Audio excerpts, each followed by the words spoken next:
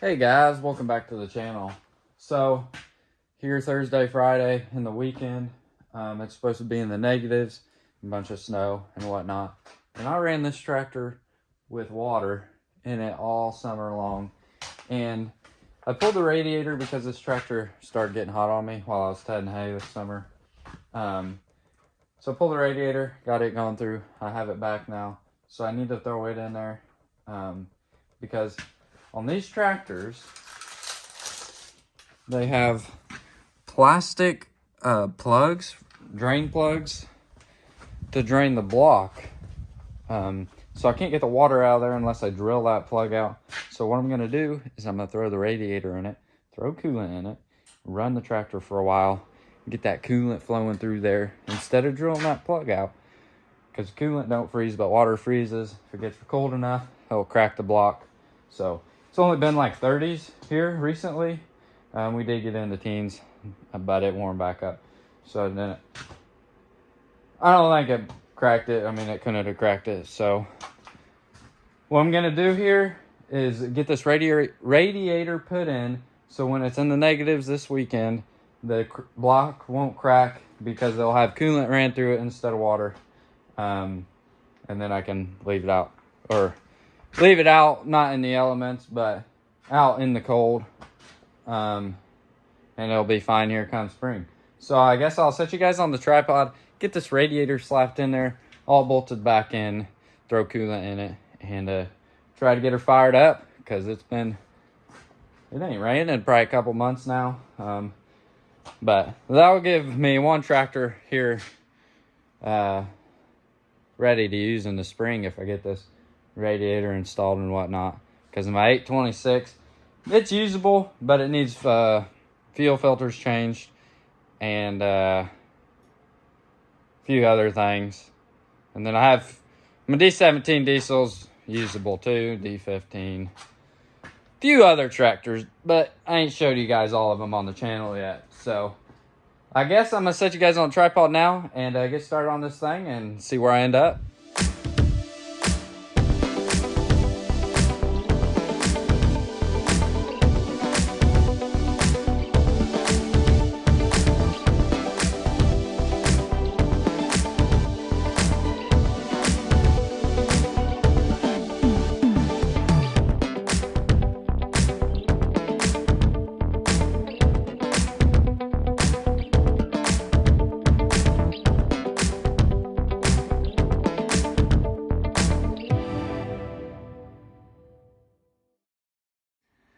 Just like that, it didn't take me too long. Got the radiator in, all the shrouds. There's a side shroud here, top shroud, fan shroud. And then on this side, there is this shroud. I don't have a bolt for this. Right here, so I probably either find one or zip tie it for now. Battery's connected back. Radiator's full of fluid. What I use is this green 50/50 coolant from Napa. Seems to be all right. And I've already changed the fuel and oil filter and air cleaner. I haven't fired this thing up since I've changed the fuel filter though, so it might be a little struggle to get it going, but it ain't ran in a couple months. So I guess I'll set you guys back on the tripod and see if I can't get it running. First off, before I get it running, I want to make sure it's still got oil in it. It's good. Now we see if it'll even do anything. Oh, it does something. Pull that in, I think. See if anything happens here. Might give her a snort of ether, because it's still a little cold.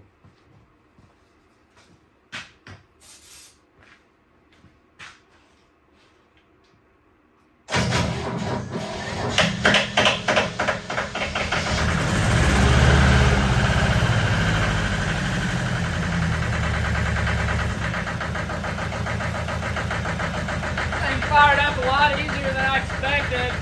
This little motor here don't like starting fluid. That's why it sounded a little rough there at the beginning, but fired right up. I'm surprised. So, open the garage door here before I die in here for fumes. And, well, maybe. Might have run out of fuel.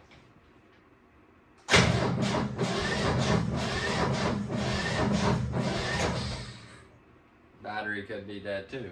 So let me grab the charger, throw it on the battery, and I might loosen up this fuel filter here. See if it ain't got. See if it's got fuel in it or not. Oh, it's got fuel. No, my hands have got off. Ton of fuel on them.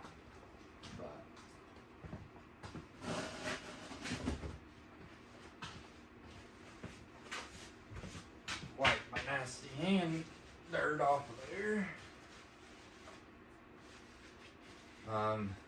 Yeah, let me grab the charger, put some juice on it.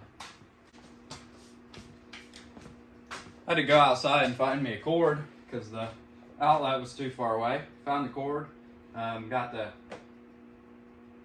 jump starter on it, so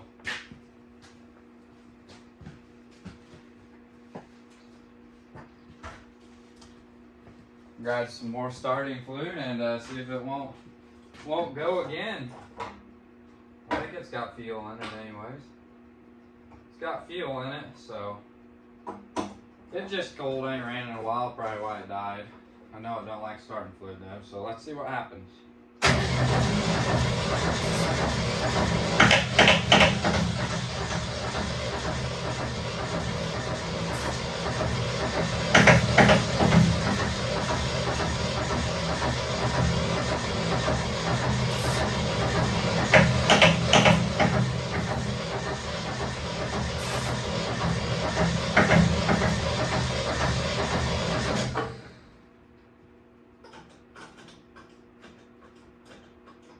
Fuel's on, throttle, yes.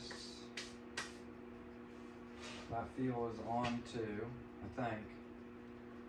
I actually might turn fuel off. Maybe.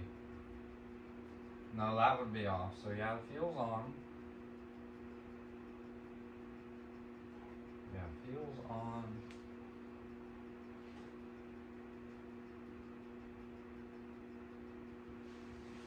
Might crack the injector line and see what happens.